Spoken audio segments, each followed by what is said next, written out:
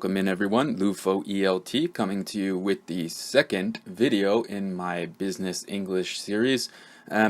This video is about constraint factors, trust, and decision making. And this is the second video in the series. If you have not seen the first video in the series, I suggest you pause this video, go watch the first video, and then come back to this one, because in that video I give a fairly long introduction to this series, which I think will help you better understand some of the things that I'm going to discuss in today's video. So if you haven't seen that video, go ahead and check that one out. I'll leave a link in the description as well. And getting into today's video, for the first part, I'm going to introduce you to some of the vocabulary that will be used in this series. Just quickly review what concepts we talked about last time. I'm not going to go into any detail, just remind you of what was discussed. And then for part two, I'll introduce some general project management concepts that have to do with the topic of today's video. And then part three, a quick comprehension quiz, and part four, finally wrapping up the video, talking about what we'll be discussing next time. So jumping right into today's video, these business English vocabulary words are going to be used throughout the series, and you may encounter some of these words in the first video, or some of these words in this video, or some of the words in the next video. And I explained all of these words in detail in the first video, so that's why I say if you haven't seen that video, you should go check it out. So moving right along, using these vocabulary words in context. Again, in the first video I broke this down very clearly and used these vocabulary words as you see them here on the screen. So once again, if you haven't seen the first video, check that out. Just quickly reviewing the concepts that we looked at last time. Last time we looked at the triangle of relationships between a manager, a team, and an individual, and also looked at different types of uncertainty. And I will be referencing some of these points in today's video. So last time I'll say this, if you haven't seen the first video, you should really go check that one out. Okay, so for today's video, the vocabulary in context, we're going to be looking at understanding how to prioritize constraint factors. We'll also be talking about building strong relationships over time that are centered around mutual trust. And finally, we'll be talking about how to balance competing interests and make effective paradoxical decisions. So getting right into part two of the video, today's concepts. So once again, we're going to be looking at the three constraint factors, building trust, and paradoxical decision making. And the models that we'll be using to understand these concepts are the triangle of constraints, the trust matrix, and the triple constraint star. And the goal for looking at these is to introduce these ideas about how to build trust, make efficient, effective decisions when you're facing these three constraint factors. Okay, so just to compare and contrast the three constraint factors with the triangle of relationships, the triangle of relationships is useful for assessing the people that are related to your project or your team or whoever it is you're managing. And the three constraint factors is useful for assessing things that are related to your project or whatever deliverable you're working on. So just to compare how we use these two things, because I want to show you how what we learned last time can be used together with what we're learning this time.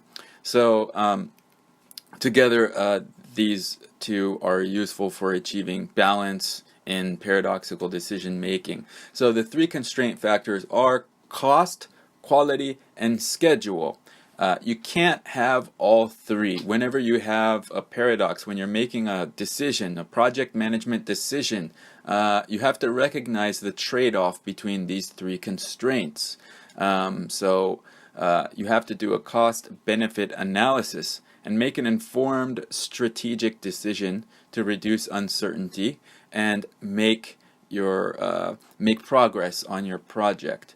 And so, for example, if you're behind schedule, maybe you could bring in an outsourced worker to help get you back on schedule. However, that's going to cost you money. You're going to have to pay that person, and that's going to come out of your project budget. So that's an example of prioritizing the schedule over the cost. Also, you would have to consider how bringing in another person would affect the quality. So I will talk more about this when we look at the triple constraint factor star, about how to make these decisions. But next, I want to move very quickly into building trust. This is something that we talked about last time as well when we looked at the triangle of relationships. And basically, you can divide the level of trust in any relationship into two parts. And this has to do with time as well as what happens in the relationship. So dividing the relationship into two parts between initial trust. Initial means the beginning, so that's the level of trust that's at the beginning of the relationship. And final trust. Final trust is the level of trust that is at the end point of something. It could be an individual task, it could be a big milestone in the project, or it could be completing the project altogether, or even completing multiple projects together, or working on something together. So we can divide the levels of trust between a manager and individuals, and a manager and the team into initial trust and final trust. And low levels of initial trust are quite common when working with new individuals or teams, and high levels of final trust are characteristic of highly successful teams. So that's kind of what you want to aim for as a manager, or even as a team member, is trying to build and establish and maintain higher levels of final trust. You have to work carefully and effectively to cultivate, establish, and maintain trust. So let's get into understanding this. First, we'll just take a look at initial trust. And initial trust occurs when, like I said, a team first comes together, or people first come together. Enthusiasm may be low in the beginning. Individuals could be overwhelmed with the feelings of uncertainty, and they don't know how things are going to go exactly. They don't know maybe even the people that they're working with, or what specific tasks they're going to have to perform, what the schedule is going to be like. And so they have no background or context. So they're a little nervous maybe about starting to work with new people on something new. So to overcome these obstacles, you need a kind of a social introduction. So maybe that's like a dinner with your team members, or something like this. Could even just be coffee or something. Some type of meaningful social introduction where people just get to know each other a little bit. And maybe you also need to introduce them to the process. It could happen during that social introduction, or it could happen separately. So maybe you have a dinner where people get to know each other, and then after that, the next day or the next following week or something, you introduce them to the project more, the work, because this is a relationship that's centered around work. So it's also important to introduce them to the processes. And explaining technical issues the group will be solving, so laying out a clear goal. This is a very effective way of overcoming low levels of initial trust. Okay, and then how to build final trust. There are several points here on the screen that you can see in the trust matrix, which characterize low or high levels of initial and final trust. So you can look at those. I'm not going to go through every single one, trying to make this video a little shorter, but high levels of final trust are, like I said, the characteristic of highly successful teams, and three factors are characteristic of those teams as well. And very similar to initial trust, high trust is built on building and maintaining personal relationships with individuals and the team. The process, so that's getting the work done, being able to make effective decisions, not being overwhelmed by uncertainty like we talked about in the previous video, and consistency. So that's you maintaining reliability with your team and with the individuals on the team. If you're able to do this, then you're building final trust, and continuing to do this is how you maintain that. Also, remember what we discussed last time. Managers can better facilitate relationships with people by learning what's important to them, making communication predictable, encouraged, and through clear channels, especially in a digital space. So if you're working with someone who's remote, maybe through email, this is particularly important. Providing clear guidelines and examples, and having informal nature to your relationship. Now, moving on to the triple constraint star for paradoxical decisions.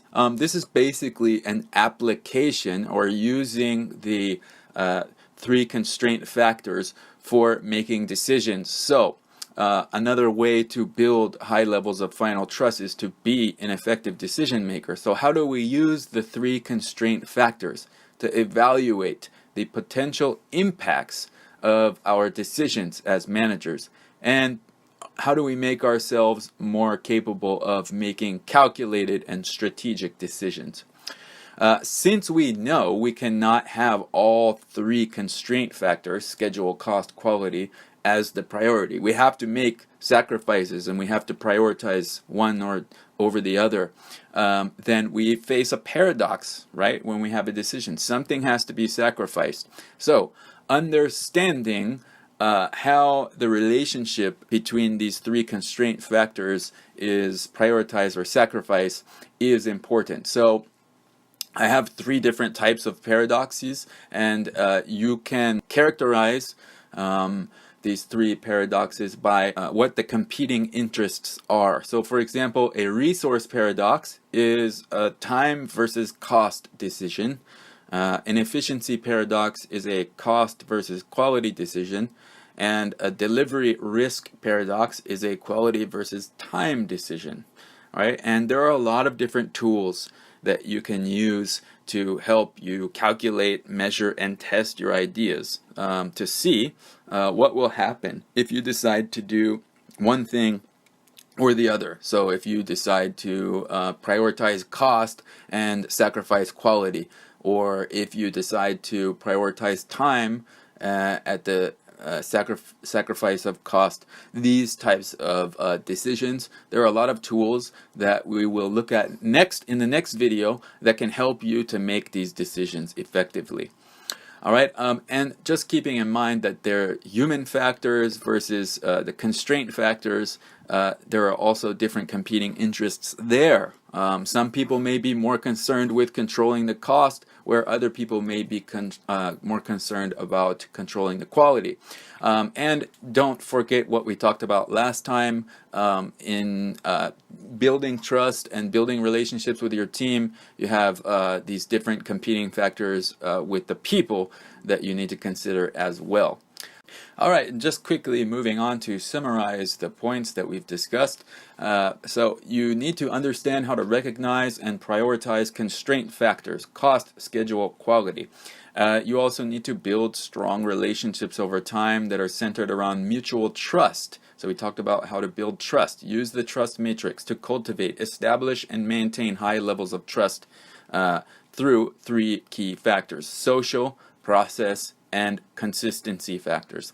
All right, and finally, make effective paradoxical decisions by using the triple constraint star to prioritize and sacrifice. The resource paradox efficiency paradox, and delivery risk paradox.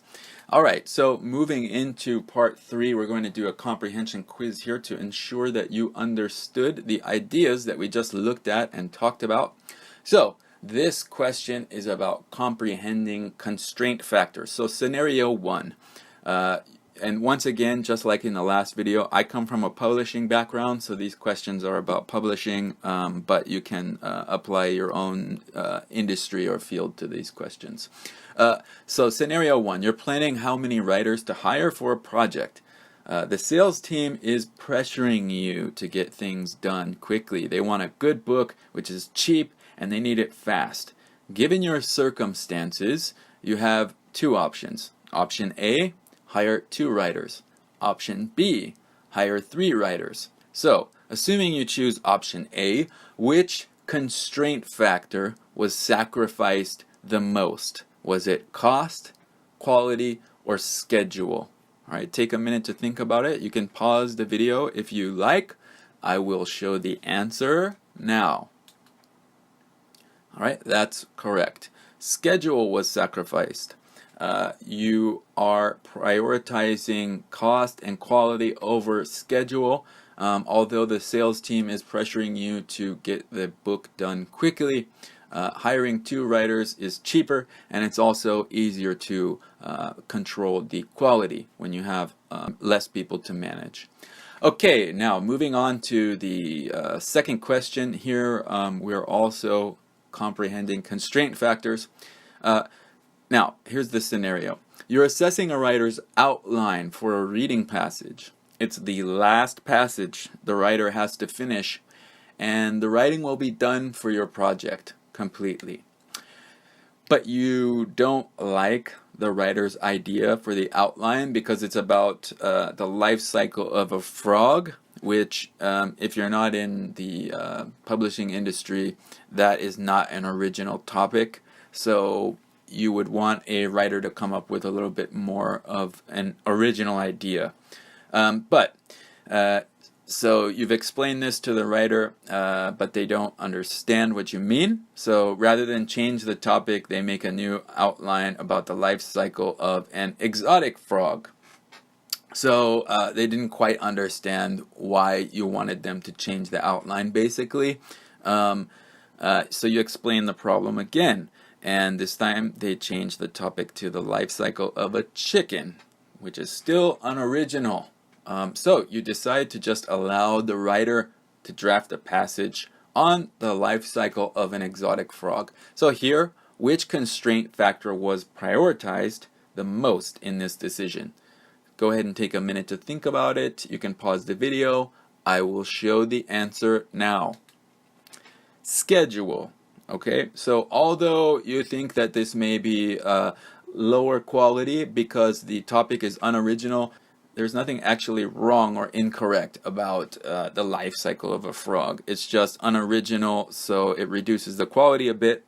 But because this is the last thing that needs to be accomplished to move out of the writing stage and into the editing stage, you're prioritizing the schedule of this project the most here.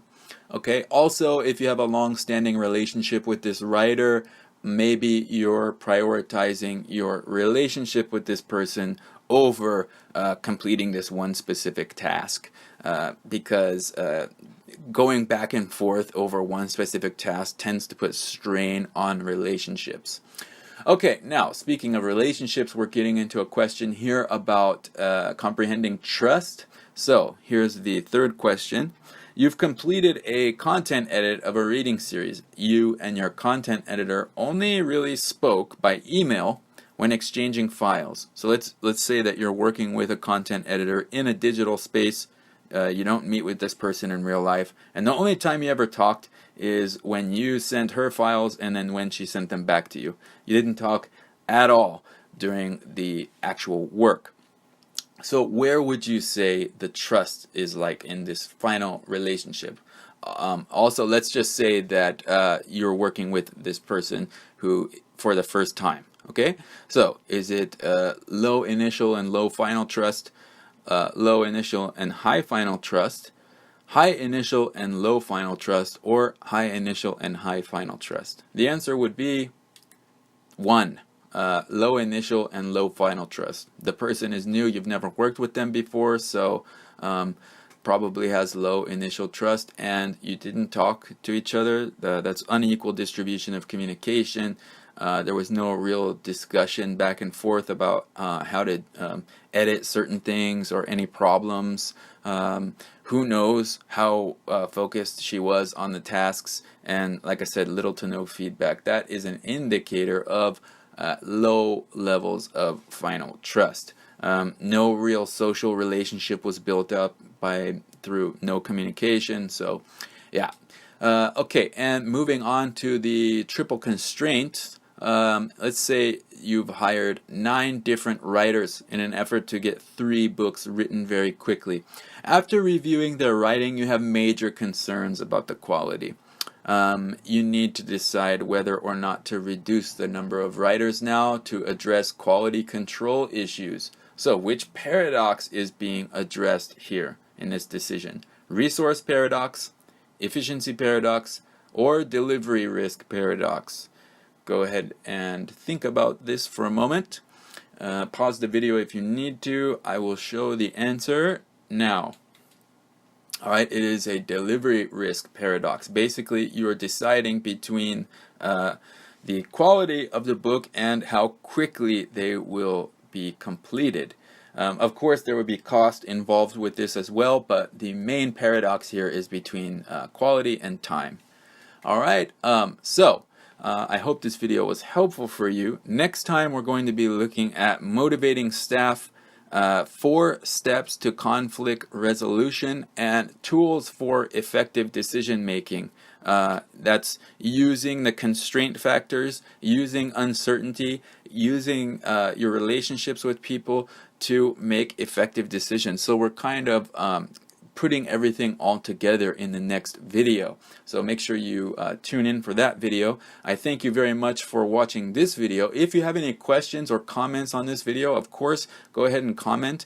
Check out the other videos on my channel. I don't only do business English. If you have ideas for other videos, go ahead and comment. If you like this video, please like and subscribe to my channel. Thank you very much. Have a great day.